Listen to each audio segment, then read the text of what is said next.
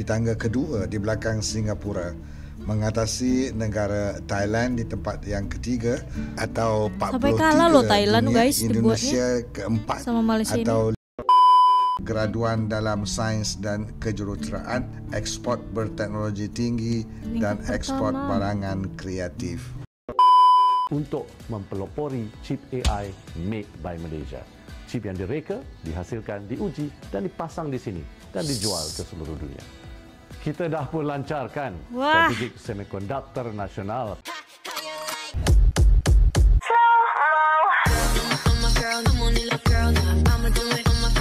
Assalamualaikum, Elsa di sini. Hai guys, hai semua, halo tetangga. Gimana kabar teman-teman semua? Semoga sehat selalu, semoga bahagia selalu, dan semoga hari teman-teman semua selalu good day. Selamat datang di channel YouTube Elsa Widianti Putri. Ada sebuah video yang menarik untuk aku kongsikan kepada teman-teman semua. Kalian udah tahu belum sih kalau katanya ada chip AI buatan Malaysia guys? Ini langsung dari channel YB ya. Panggilnya guys, YB Tengku Zafrul Aziz. Oke, nanti kita sama-sama dengarkan kerjasama antara perusahaan apa nih dengan Malaysia gitu. Kolaborasikah ini, kerjasamakah ini, atau Malaysia berdiri sendiri untuk membangun chip AI ini? Sebelum dimulai video reactionnya, seperti biasa aku mau ajakin teman-teman semua dulu untuk subscribe channel ini dan aktifkan lonceng notifikasinya supaya tidak ketinggalan updatean terbaru dari channel ini. Dan bagi teman-teman yang mau request bisa banget DM di Instagram aku di @elsawidiantiputri. Yaudah, tanpa berlama-lama, tanpa membuang masa, jom kita mulai video reactionnya. Are you ready? Let's go. Assalamualaikum warahmatullahi wabarakatuh. Bertemu lagi di channel saya Maslim Muhammad dalam siri Malaysiaku episod yang ke-34 kali ini.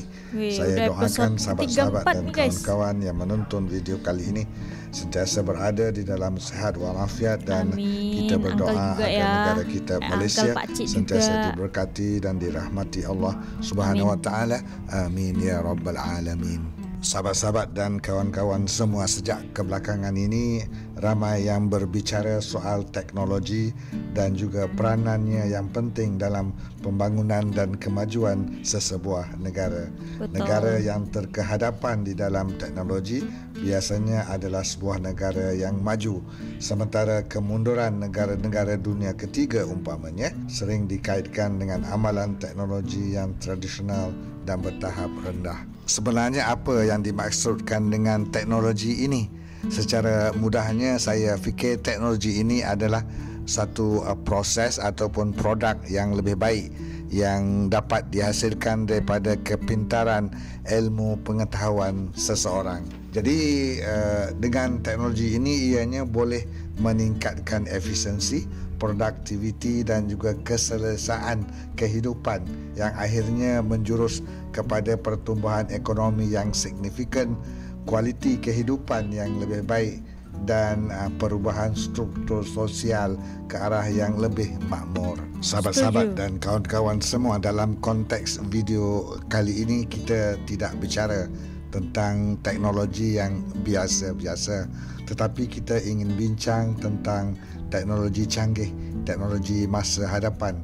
Contohnya teknologi AI, teknologi digital, teknologi hijau, Internet of Things, dan juga teknologi keuangan ataupun fintech. Yang mana teknologi ini boleh mencorakkan situasi ekonomi sesebuah negara dan juga kekal bersaing di masa hadapan. Sekarang ini terdapat beberapa negara yang terkehadapan dalam teknologi ataupun technologically advanced countries yang bermaksud negara yang menggunakan teknologi terkini atau berada di barisan hadapan dalam pembangunan teknologi.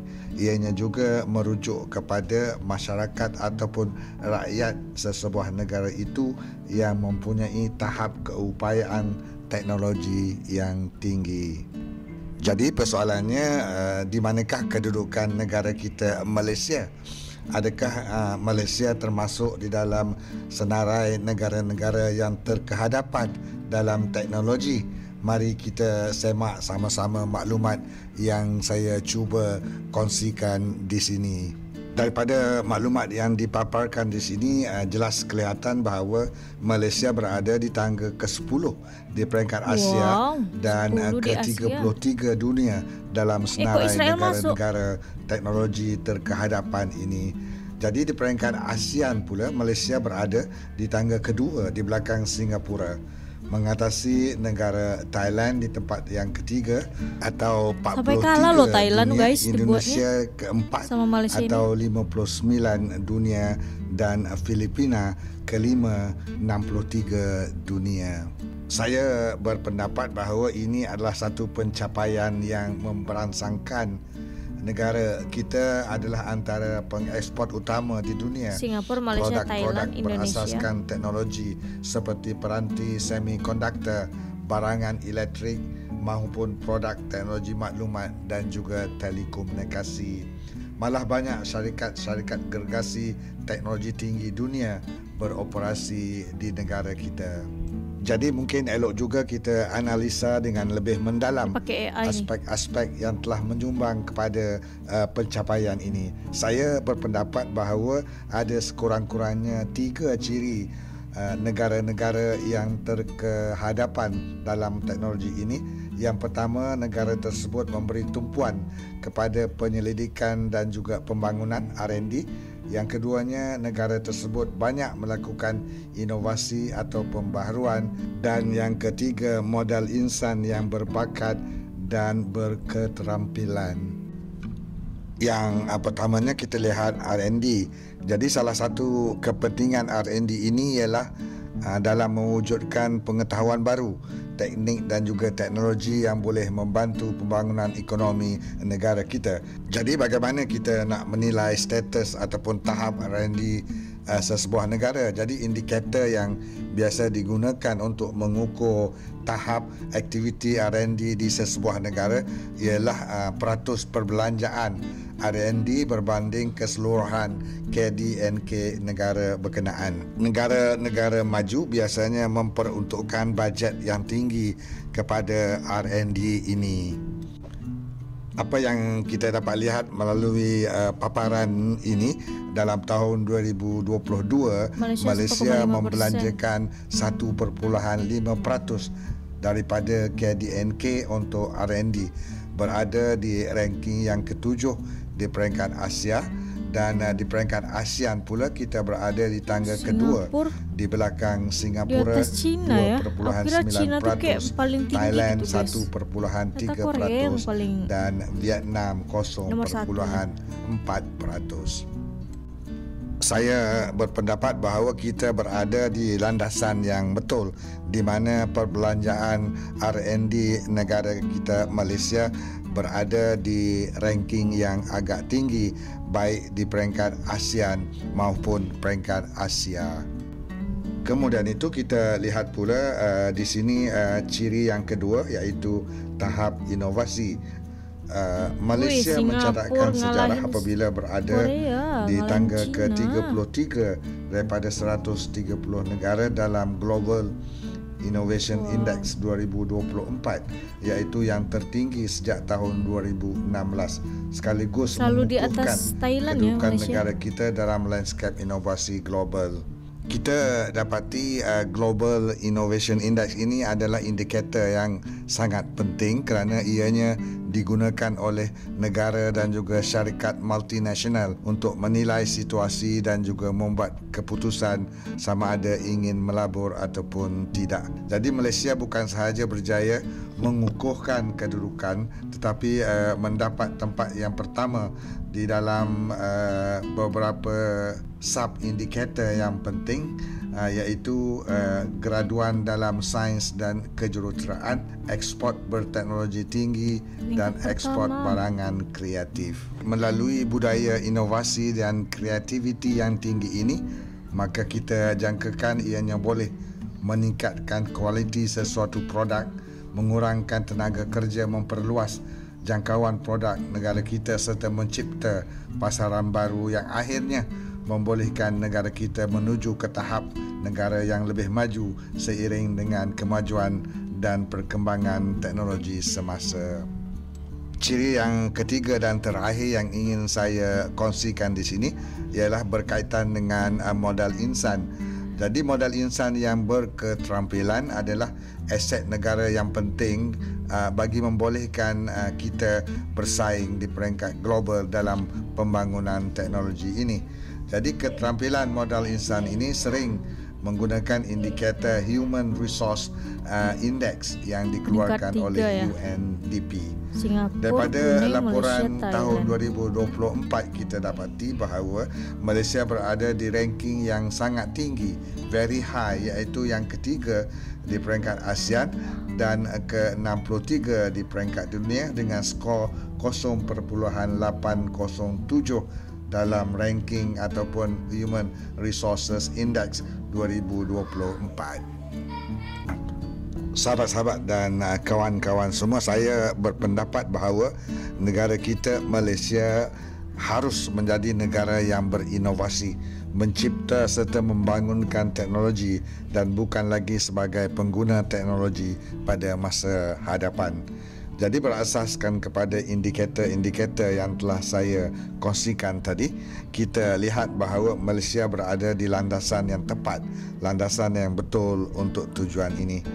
Ini ditambah pula dengan pelaksanaan Dasar Sains, Teknologi dan Inovasi Negara 2021 hingga 2030 yang sedang berjalan sekarang ini. Saya yakin bahawa ianya akan dapat memacu pembangunan dan juga penggunaan teknologi tempatan ke arah mencapai status negara berteknologi tinggi sepenuhnya, insya-Allah. Langsung kita dengarkan penjelasan dari YB. Apakah benar ada chip AI buatan Malaysia? Melalui kerjasama komprehensif dengan ARM, kita telah merancang salah satu pelan teknologi paling bercita-cita tinggi yang pernah dilihat Malaysia untuk mempelopori chip AI made by Malaysia. Wow. Chip yang direka, dihasilkan, diuji dan dipasang di sini dan dijual ke seluruh dunia. Kita dah pun lancarkan Strategic Semiconductor Nasional ataupun National Semiconductor Strategy ataupun kita panggil SSN ialah untuk membawa sektor semikonduktor Malaysia ke tahap yang lebih tinggi. Dan MIDA baru saja menandatangani perjanjian bersama ARM. Kita semakin menghampiri impian tersebut.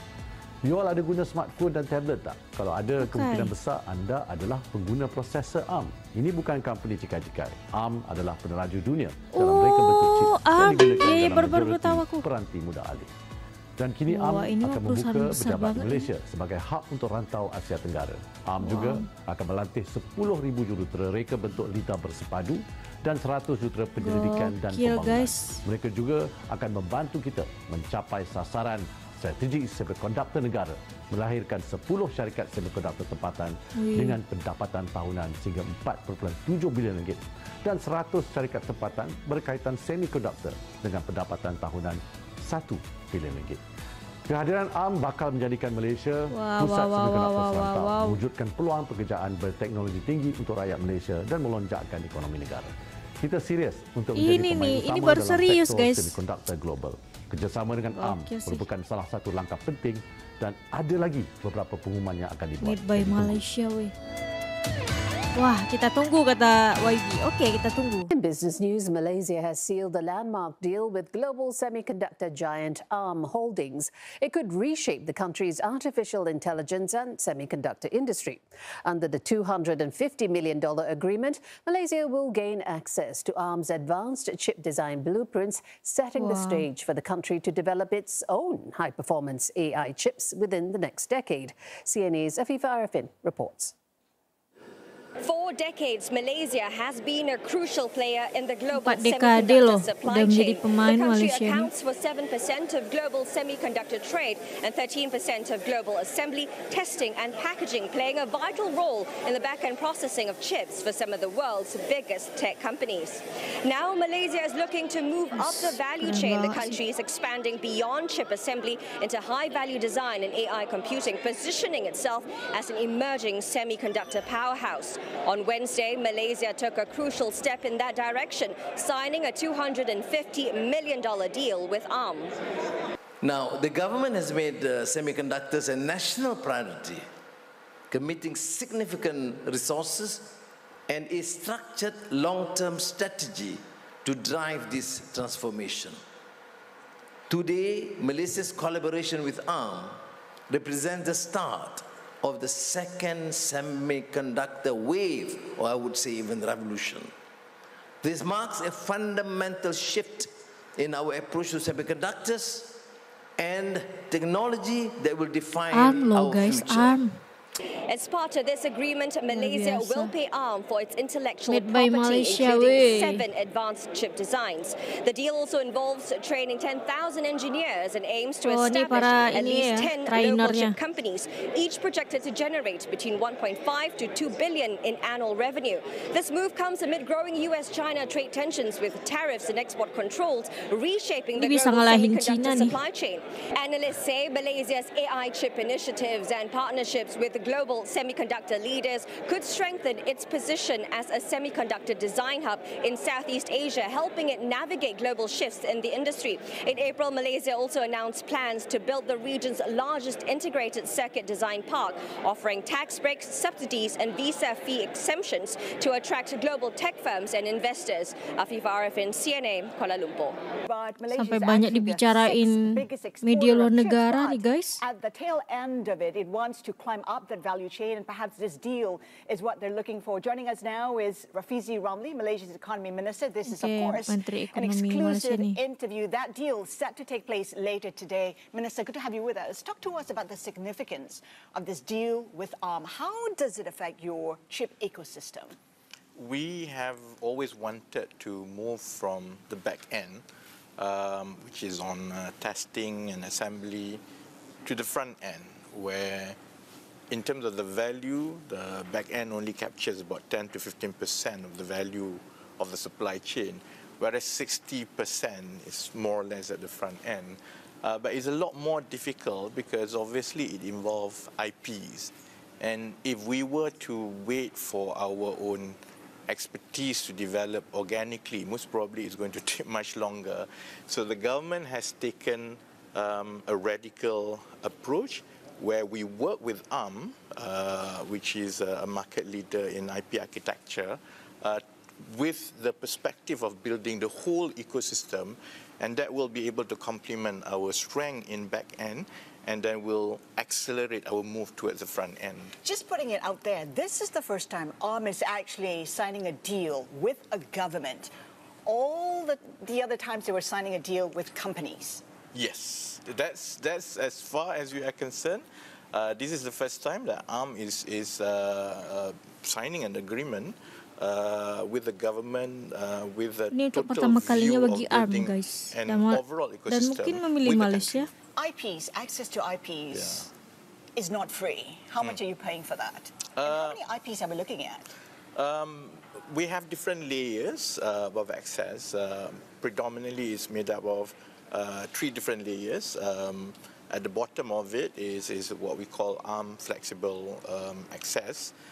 This is where we allow startups and IC design companies access to a library of IPs. This should bring down the cost of R&D and entry into IC design significantly, and with the view of using this to also build the pipeline of engineers. The next level is compute subsystem. This is more or less designed chips that are almost ready to be used. It just requires some further design. So, Minister, how many IPs and how much are you paying for them? It's a $250 million for a 10-year program. And we think it's going to be consumed much faster than 10 years. And if it works well, and if we are able to get the final result that we want, then there's always consideration whether we want to scale this up further. So you're looking at 25 AFA, 7 compute subsystem, and a further access further down the line that we will announce in due time. Quantify the impact on the economy. We're talking about a $250 million investment. Will that translate to perhaps an additional 1% growth in GDP? Investasinya guys, nggak main-main. One compute subsystem based on the market now, if it tapes out, we'll be able to create a chip company with a revenue of about 1.5 to 2 billion dollar per annum, just one company per one computer subsystem. So you're looking about, hopefully we'll be able to create between 7 to 10 companies, and that alone will be able to create at least $15-20 billion revenue per annum, not to mention the subsequent spillover effect to the overall ecosystem. So it's certainly something very significant for the So 1% to GDP. 2% of GDP. I think it's fair to say that it will be able to go beyond 1%. How quickly do you think Malaysia can produce its own chip? We are trying to do it maybe between 5 to 7 years, because with the collaboration with ARM, it shortens the time for R&D into going to the market. So I think 5 to 7 years is something that is doable, especially when we are also trying to focus on building server racks for data centers, because there's already demand for it in Malaysia. Reports have suggested that ARM itself is interested in producing its own chip. Of course, right now it's just licensing IPs. Would Malaysia be part of that? I wouldn't know, because... Would you be interested in being part of that? We'll be more than happy, and obviously there's some kind of, special relationship that builds this collaboration. I don't know what is ARM's plan, but I hope that we will be able to build this collaboration. Let's talk about what you know. We know that GDP is poised to grow 4.5–5.5%. Yeah. Given the uncertain environment, is that still achievable? Would you have to perhaps review that growth target? Not at the moment. I think we have a pipeline of investments, and I think the fundamental is still strong. Of course, everyone in the world now is reviewing how things are developing, but not at the moment. I think our projection is that it's going to be between 4.5 to 5.5. All right, such confidence, Minister. Thank you for joining us, Rafizi Ramli. Made by Malaysia bersama dengan ARM, guys. Gokil. Sehebat ARM, guys. Wah, menandatangani untuk kolaborasi dengan Malaysia untuk menciptakan Made in Malaysia chip ini, guys, chip AI dengan investasi 250 juta US dollar. Jadi chip yang direka, dihasilkan, diuji dan dipasang di Malaysia gitu. Jadi kita akan tunggu ya guys, seperti yang YB bilang, tunggu kelanjutannya, tunggu surprise-nya yang akan terjadi di Malaysia, yang akan membuat Malaysia semakin berkembang, semakin maju lagi ke depan dalam menciptakan chip AI ini. Kayaknya ini bisa menggantikan Cina deh. Menggantikan Taiwan gitu ya, untuk menciptakan sebuah chip, guys, yang juga akan dipasarkan nanti di seluruh dunia, guys. Bayangin. Kita nantikan informasi selanjutnya dari YB Tengku Zafrul Aziz ini, guys. Untuk video kali ini cukup sekian. Bagi teman-teman yang suka sama video ini, jangan lupa untuk like, komen, dan subscribe. Dan kita ketemu di next video. Bye-bye. Assalamualaikum.